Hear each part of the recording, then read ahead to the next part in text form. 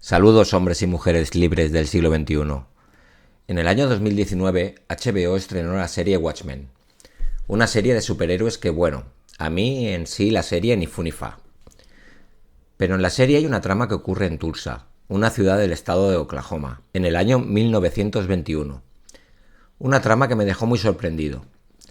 Esta trama trata sobre una masacre contra la población negra de la ciudad. Mirando la serie, no paraba de darle vueltas al asunto. ¿Pero esto pasó o es una invención de los guionistas? La verdad es que a mí no me sonaba de nada esta historia. Pues resulta que sí pasó, y no fue un hecho aislado. Hoy vamos a conocer lo que se llamó el Verano Rojo y la masacre de Tulsa. Unos acontecimientos que Estados Unidos durante muchos años ha tratado de borrar de su historia. 100 años después, asociaciones, grupos de presión y mucha parte de la ciudadanía reivindican que no se debe olvidar. Preparaos para escuchar 4 de las decenas de historias de linchamientos, racismo, injusticias, salvajadas y actos demenciales en la década de los 20. Soy Tony de Melk y sed bienvenidos a los Estados Unidos de la posguerra de la Primera Guerra Mundial, a los primeros años 20 del siglo pasado, que no fueron tan felices como nos habían contado. Comencemos. Para entender estos sucesos hay que conocer el contexto. Estados Unidos es un país racista. En realidad, todas las sociedades son xenófobas. Unas más y otras menos. Pero desde que el ser humano comenzó a ser grupal, siempre hubo miedo al desconocido, al diferente, al refugiarte en tu grupo. Aunque este es un tema más de antropología que el tema de hoy. Pero en esta época lo dicho. Estados Unidos es racista. Aún hay gente que ha vivido la guerra de secesión americana, la del norte contra el sur, la que eliminó el esclavismo. Pero una cosa es la supresión de la esclavitud y otra muy distinta es la igualdad entre los blancos y los negros. Ahora mismo estamos en los mayores años de apogeo del Ku Klux Klan.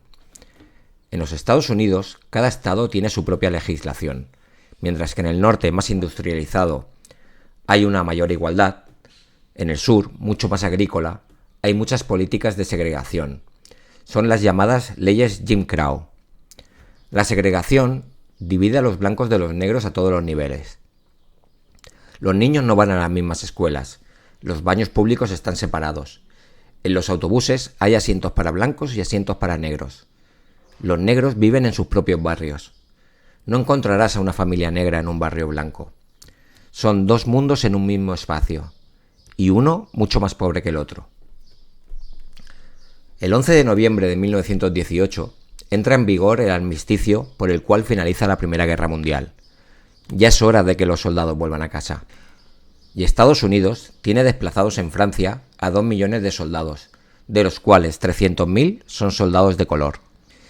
Mirad hasta qué punto existe el racismo en Estados Unidos, que a los soldados negros no se les mezclaba con los blancos. Tenían sus propios batallones. Los destinaban a labores de retaguardia. No sé si es que no creían que pudieran luchar por creerlos unos cobardes o lo contrario, para que no se acostumbrasen a portar armas. Hubo un regimiento, los Harlem Hellfighters, que los pusieron bajo las órdenes del alto mando francés, ya que Francia estaba bajo mínimos en el tema de tropas y necesitaba soldados urgentemente.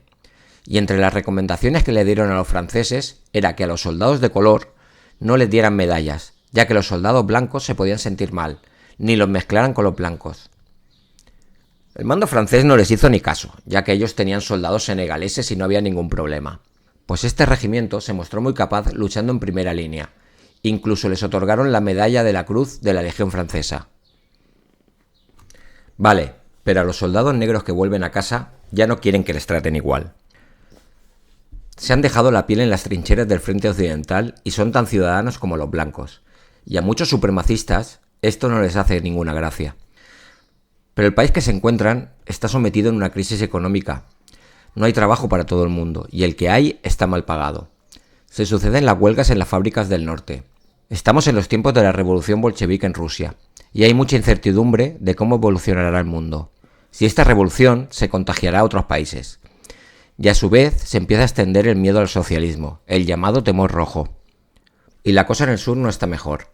Los negros son pequeños agricultores o aparceros, que están a expensas de los terratenientes y las empresas que controlan toda la producción agrícola.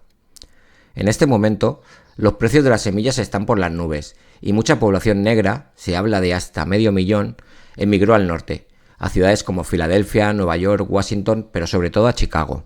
Y es en Chicago donde empieza nuestra primera historia.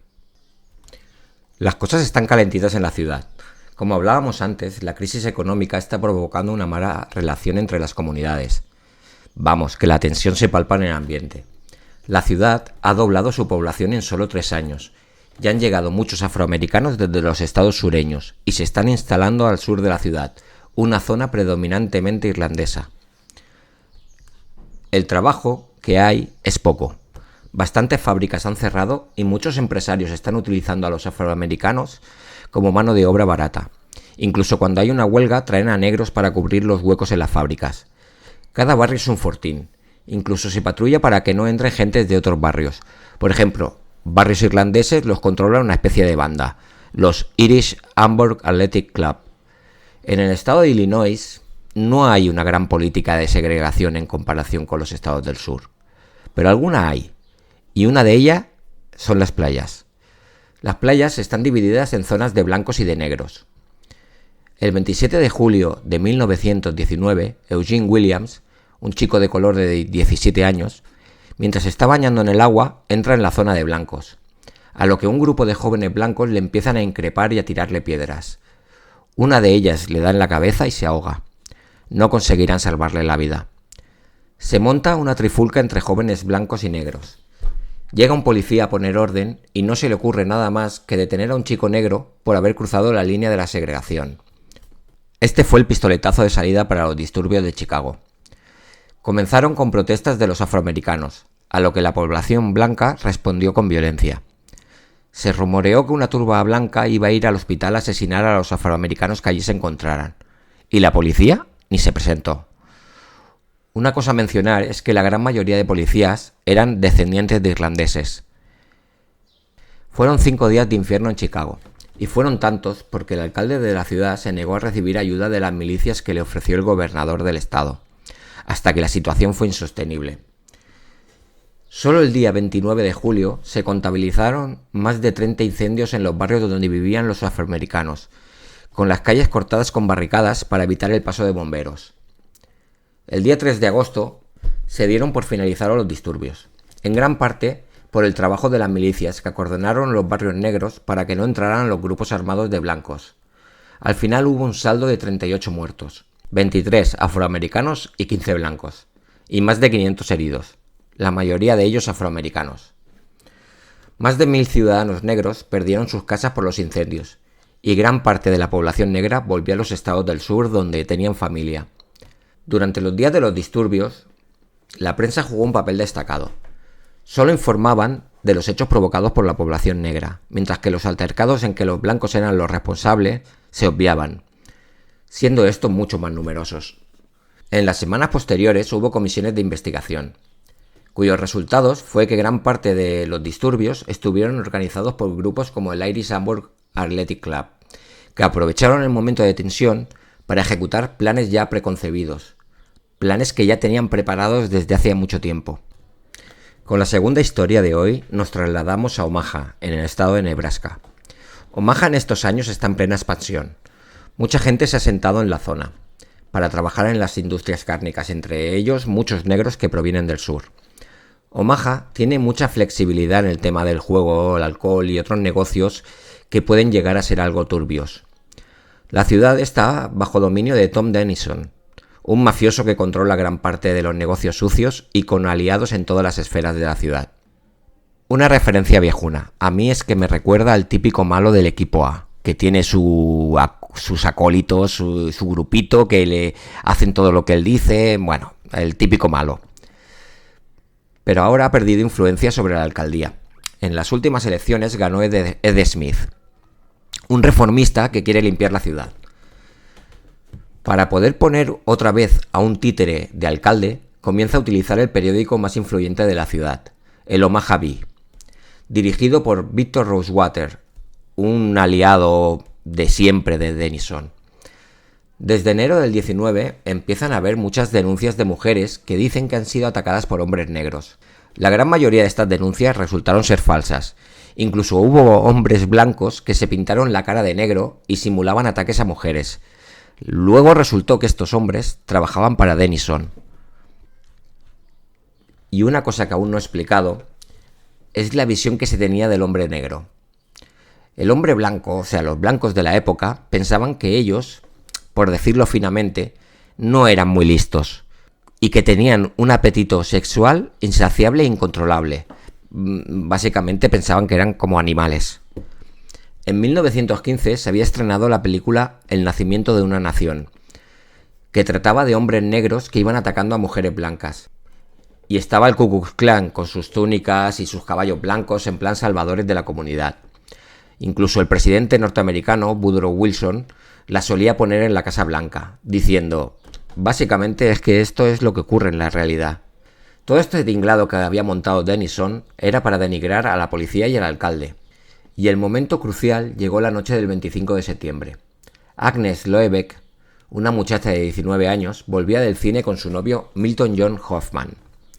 Se les acerca un hombre negro que, pistola en mano, les asalta y viola a Agnes. La noticia corre como un reguero de pólvora.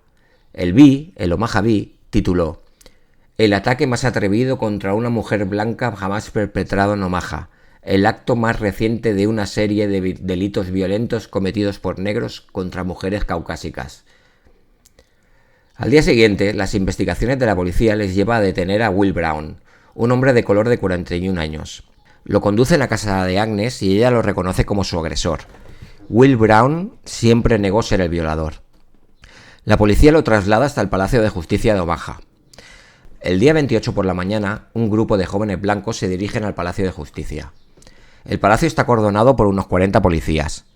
Y a medida que van pasando las horas, los ánimos se van caldeando, y cada vez hay más gente congregándose. Reclaman que se les entregue a Will Brown. Ya son más de 5.000 manifestantes, y el ambiente se está volviendo insostenible. A lo que el alcalde sale y dice: no vamos a entregarlo, dejad que la justicia se encargue. Alguien sube con un palo y le golpea en la cabeza. Arrastran al alcalde con una soga al cuello, calle arriba, e intentan ahorcarlo. Hay dos versiones de lo que ocurrió. Una es que un grupo de policías pudo salvarlo in extremis y la otra es que fue un ciudadano de a pie. El caso es que lo llevaron moribundo al hospital. Se debatió entre la vida y la muerte durante unos días, pero al final pudo salvar la vida. La turba se olvida del alcalde y se centran otra vez en coger a Will Brown. Roban en las armerías cercanas y disparan contra el edificio. Le prenden fuego, y el fuego empieza a calar en los bajos. Todos los presos y alguaciles se dirigen a la azotea. Cada vez las llamas suben más, y hay enfrentamientos con los policías. La turba exige la entrega de Will Brown. Al final, el pánico al que están sometidos tanto los guardias como el resto de presos hará que satisfagan la demanda. Will Brown sigue jurando que es inocente. La turba lo ahorca y lo cosen a tiros. Se le encontrarán más de 100 balas en su cuerpo. Una vez muerto, lo atan a un coche y lo pasean por toda la ciudad. Después le prenden fuego con gasolina. Si buscáis, encontraréis imágenes de todo. No lo recomiendo, no son para todos los públicos. Esta noche murieron 3 personas. Will Brown, un muchacho que recibió un disparo de la policía mientras asaltaba el edificio, y un comerciante que fue encontrado con un disparo que no se sabe de dónde salió. Respecto a la culpabilidad de Will Brown, nunca se sabrá la verdad. Hay ciertas dudas al respecto porque Will estaba enfermo de reumatismo y tenía las manos medio deformadas y con un dolor crónico muy severo que hacía que fuera encorvado la mayor parte del tiempo. Algo que haría que fuera muy improbable que se enfrentara a 2 personas. También mencionar que Milton, el novio de Agnes, había sido boxeador a puño descubierto en Nueva Orleans y trabajaba para Denison. Pero en fin, hay serias dudas sobre la culpabilidad de Will Brown. Al día siguiente llegó el ejército y puso ametralladoras en las calles de entrada al barrio negro para protegerlos, y la cosa poco a poco se fue calmando. Como curiosidad de este tema, un chaval de 14 años que vio todo lo que ocurrió en el juzgado, desde la imprenta de su padre que estaba en un segundo piso, según sus propias palabras, estos hechos le marcaron de por vida. El chaval se llamaba Henry Fonda. Ahora que ya hemos visto 2 historias, una en el norte y otra en el medio oeste, pues vamos ahora a una que es en el sur profundo. Nos vamos a Elaine, un pequeño pueblo del delta del Mississippi, en el estado de Arkansas. una zona repleta de campos de algodón. El pueblo tiene entre 800 y 900 habitantes, de los cuales la mitad son negros. Aquí la esclavitud estuvo muy arraigada y cuando se acabó, la élite blanca montó una estructura de poder para poder seguir teniendo mano de obra esclava o si no, al menos que fuera muy barata. Los terratenientes le cedían tierras a los negros con la opción de compra. Pero la élite tenía las semillas, las herramientas, todo lo que necesitaban los agricultores para poder trabajar. Los agricultores de color eran gente en su mayoría analfabeta y con muy poca formación. Hablando clara y llanamente, los estafaban. El aparcero negro siempre perdía dinero y por lo tanto contraía deudas, no podía abandonar la tierra. Pero el año 1919 se juntaron varias cosas, que iban a cambiar las reglas del juego, o eso pensaban los negros. La sociedad negra empezó a tener conciencia de grupo, y se estaban organizando en sindicatos y asociaciones. También los veteranos de guerra explicaban sus experiencias y sus ideas de igualdad y la injusticia con la que estaban viviendo. Otra cosa que no es menos importante, el precio del algodón normalmente era muy estable. Se pagaba 12-15 centavos la libra. Pero ese verano el precio había subido mucho. Se estaba pagando 45 centavos. Esto a los agricultores les dio la posibilidad de ganar mucho más dinero del que ganaban habitualmente. Y con esos beneficios podrían emanciparse, comprar las tierras que trabajaban y subir su nivel de vida, que era paupérrimo. La sociedad blanca sureña estaba al borde del pánico. Creían firmemente que podía haber una revolución negra. Estos negros ya no eran como los de antes. Antes eran sumisos y acataban todo lo que se les ordenaba. Pero desde que acabó la Gran Guerra, algo había cambiado. Querían ganar más y ser iguales que nosotros. Querían el socialismo. Y nos vamos a la noche del 30 de septiembre. Robert Hill, un líder sindical, organiza una reunión en la iglesia de la comunidad negra que está a unos 4 kilómetros del pueblo. La típica iglesia de madera carcomida que está a punto de desmoronarse. En ella están reunidas los agricultores negros de la zona para ver qué medidas van a tomar para poder mejorar las condiciones de vida. Fuera de la iglesia hay 6 hombres armados del sindicato para proteger la reunión. Saben que a la comunidad blanca no les hace ni pizca de gracia y puede pasar cualquier cosa. El sheriff del condado, Charles Pratt, junto con un guardia del ferrocarril, llegan a la iglesia. No se sabe cómo comenzó, ni quién disparó primero, pero el caso es que hubo un tiroteo entre las dos partes. El guardia murió y el sheriff pudo huir herido. También he encontrado otra versión, en la que es el sheriff el que muere y su acompañante el que sobrevive. El caso es que el superviviente al llegar al pueblo da la voz de alarma. En la comunidad piensan que ya llega la insurrección de los negros y se avisa tanto a pueblos vecinos como al ejército. El ejército tardó 2 días en llegar a Elaine. A la mañana siguiente del tiroteo, a primera hora, empieza la cacería del negro. Según las fuentes, entre 500 y 1000 hombres armados, tanto del pueblo como de los condados vecinos, van disparando contra cualquier afroamericano, sin distinguir entre hombres, mujeres o niños. Les queman las casas, les roban el algodón recolectado, cortan incluso dedos de las víctimas como souvenirs. A Robert Hill, el líder sindical, lo pueden esconder y consigue salir con vida de esta historia. Muchos afroamericanos se esconden en los bosques cercanos. Por la mañana del día 2 de octubre llega el ejército. En la historia anterior, el ejército protegió a la comunidad negra de Omaha. Aquí fue todo lo contrario. Se dedicaron a buscar a los que se habían escondido en los bosques y los ejecutaban. Se dice que a un hombre incluso lo quemaron vivo. A los supervivientes los metieron entre empalizadas improvisadas y los estuvieron interrogando con torturas incluidas, para conseguir las confesiones necesarias para poder juzgarlos. Pasadas unas semanas después de los disturbios, el gobernador de Arkansas formó un comité de 7 hombres para investigar lo que ocurrió en Elaine. Los 7 notables, como eran conocidos, eran prominentes empresarios locales, como podéis imaginar, eran blancos. Las conclusiones a las que llegaron fue que gracias al ejército y las buenas gentes de Elaine, se había evitado una insurrección por parte de los negros, que pretendían matar primero a 21 hombres importantes del pueblo, para luego acabar con todo el resto de blancos. Todo esto sin haber hablado con ningún negro.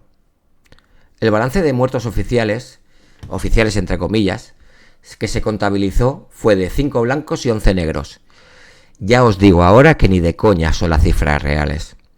En 1920 se enjuició a 122 hombres de color, de ellos a 73 por asesinato, y de estos a 12 se les condenó a muerte. Los juicios fueron una pantomima de órdago. Fuera del juzgado había gente armada, incluso dentro de la sala. Los juicios duraban menos de 1 hora y las deliberaciones de los jurados 10 minutos. En ninguno de los juicios hubo ciudadanos negros entre los miembros del jurado. Los periódicos locales catalogaron los juicios como el triunfo de la justicia, solo porque no hubo ni un linchamiento. Como no se ha linchado, la justicia ha ganado. La NCAAP se encargó de sufragar la defensa de los acusados. La NCAAP era una asociación civil para la mejora de las condiciones de los negros en Estados Unidos. En las posteriores apelaciones de los condenados a muerte, su defensa estuvo a cargo del abogado con el nombre más chulo de la historia, Scipio Africanus Jones, un hombre que nació como esclavo y llegó a ser uno de los abogados más reputados del país. Cuando el caso llegó al Tribunal Supremo americano, se anularon las sentencias por los fraudes que habían sido aquellos juicios. Los condenados a muerte quedaron libres. Esto fue en 1923. Antes he comentado el balance oficial de víctimas, 11 negros y 5 blancos. Pues el real fue el de 5 blancos y, según las últimas estimaciones, 237 negros. Y ahora vamos a por la historia que me despertó la curiosidad. Aquella de la serie de HBO, la de Watchmen. Es la última historia de hoy. Esta va a ser diferente en el sentido de las víctimas. Mientras que las anteriores eran afroamericanos de clase social baja o muy baja, estos eran de clase media, media alta. Esta masacre ocurrió en Tulsa, en el estado de Oklahoma, en el barrio de Greenwood, también conocido como el Black Wall Street. Este barrio estaba segregado, estaba al sur de las vías del tren que va a San Francisco. Estas vías del tren separaban a las dos comunidades. La comunidad negra de Tulsa era la más próspera de Estados Unidos. En las 35 manzanas que cubría el barrio, había médicos, abogados, hoteles, teatros, salas de baile, cines. Se contaba con más de 200 negocios. Las casas y edificios eran de ladrillo visto, un estatus muy superior comparado con lo que tenían los negros del resto del país. Ya habían pasado 2 años de los sucesos del Verano Rojo. Aunque si bien siempre hubo linchamientos, el Verano Rojo fue exagerado. Os he contado 3, pero hubo más de 20. Entre la población blanca de la ciudad había de todo, pero una gran parte de ellos vivía en un índice de pobreza muy superior al de Greenwood. Y esto no lo llevaban bien. Al ser barrios segregados, el dinero que se generaba en Greenwood se quedaba en su propio barrio. Compraban en sus propias tiendas, iban a sus médicos. Era un barrio autosuficiente. Y como os he dicho, los blancos no lo llevaban bien. Muchos eran veteranos de la Primera Guerra Mundial. Estaban sin trabajo y pertenecían al Ku Klux Klan. Habían más de 3.000 miembros del Ku Klux Klan en Tulsa. Oklahoma no es un estado sureño en el sentido estricto de la palabra, pero culturalmente está muy cerca. Se parece más a Atlanta que a Nueva York. Por eso el Klan tiene mucho más poder. El 29 de mayo, Dick Rowland, un joven de color de 19 años que trabaja de limpiabotas en la zona blanca de la ciudad, necesita ir al baño. Pero como están segregados, el baño al que él le dejan acceder está en otro edificio, en el 4º piso. Se sube al ascensor, en el que trabajaba Sarah Page, de 17 años, y no se sabe por qué. Si es que se tropezó y se agarró a la chica o le dio un golpe sin querer. No se sabe. La chica dio un grito que alarmó al tendero de al lado. Acto seguido, Dick Rowland salió huyendo de la escena y volvió a Greenwood. Algo normal, dado los casos anteriores que os he contado, donde era más que probable un linchamiento antes mismo de que llegara la policía, si es que la policía actuaba bien. Al día siguiente lo detienen y lo llevan al juzgado. Sarah Page no presentó ninguna denuncia, pero aún así lo detuvieron. El Tulsa Tribune lo acusa de intento de violación, y una turba de unas 3.000 personas se concentra frente al juzgado, que está acordonado por las fuerzas de seguridad. También llegan unos 75 veteranos de guerra afroamericanos armados. No están dispuestos a que ocurra lo mismo que en Omaha cuando mataron a Will Brown. Hay discusiones, pero el sheriff consigue calmar los ánimos asegurando que no entregarán al detenido. En ese momento, un manifestante afroamericano discute con otro del bando contrario, y hay disparos. Cae herido el hombre blanco y aquí se desata la locura. La turba blanca se fue hasta Greenwood, y igual que en Elaine, disparaban a todo el mundo que se encontraban. La policía ayudó a blancos a desvalijar armerías e incluso participaron en los asesinatos. Entraban en las casas robando todo lo que fuera de valor y después incendiándolas. Pusieron barricadas, impidieron la llegada de ambulancias y bomberos. Cortaron los telégrafos para evitar que dieran avisos y pidieran socorro. Y pasó la noche. Cuando salió el sol, un ejército de hombres blancos iba buscando a los supervivientes y ejecutándolos, destruyendo cada uno de los edificios de Greenwood. Media docena de aviones, esto es muy fuerte, media docena de aviones lanzaban dinamita y bombas incendiarias contra los bloques de casas, arrasando todo lo que se encontraran a su paso. Fueron 18 horas de terror. Parecía un campo de batalla, la Varsovia de 1939. Se declaró el estado de emergencia y llegó el ejército. Se impuso la calma. El ejército desarmó a la gente, pero no detuvo a nadie. Bueno, a los negros supervivientes los metieron en un recinto durante una semana, por su seguridad. Sobre este tema, los resultados son escalofriantes. De las 35 manzanas de Greenwood, no quedó ni una casa en pie. Su población lo perdió todo. Estamos hablando de 10.000 personas. Los informes oficiales catalogaron los incidentes de motín, y al hacerlo de esta manera, y no de masacre, los seguros no se hicieron cargo de pagar a las familias. La mayoría se marchó de Tulsa para no volver nunca más. Los muertos, alrededor de 300, los enterraron en fosas comunes. Desde el ayuntamiento se eliminaron todo tipo de pruebas y de papeles para entorpecer la investigación de la masacre. Sacaron postales y vendiéndolas celebrándola. Nunca hubo condenados, ni se enjuició a nadie por estos hechos.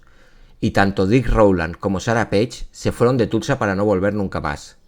Esta historia se mantuvo en el olvido durante más de 80 años. Nadie quería recordarla, unos por vergüenza y otros para olvidarla. Sorprendente el episodio, ¿verdad? Espero que haya sido de vuestro agrado. En el tema de recomendaciones hay muy poco en castellano. Documentales sé que hay un par, pero me ha sido imposible encontrarlos. Me han servido de ayuda artículos de la Universidad de Nebraska y Oklahoma. Pero como película que, aunque no se basa en estos casos, sí que explica bastante bien la idiosincrasia sureña y el racismo imperante en la sociedad norteamericana, yo recomendaría la película Arde Mississippi. Es muy conocida, pero si por casualidad no la habéis visto, dadle una oportunidad porque es una obra maestra. Bueno, y hasta aquí el programa de hoy. Si os ha gustado, le dais un like y dejad un comentario. Y compartirlo para hacerlo crecer. Me gustaría dedicar este programa a Monse, que me insistió mucho para contar esta historia y darla a conocer en la medida de lo posible. Ya sabéis, podéis encontrar los programas en iVoox, donde tenéis la versión más completa, en Spotify y en Amazon. Y estoy preparando una lista de Spotify donde encontraréis las canciones que utilizo para el podcast. Así que un abrazo y a cuidarse. En Twitter, @melcaniano, con K.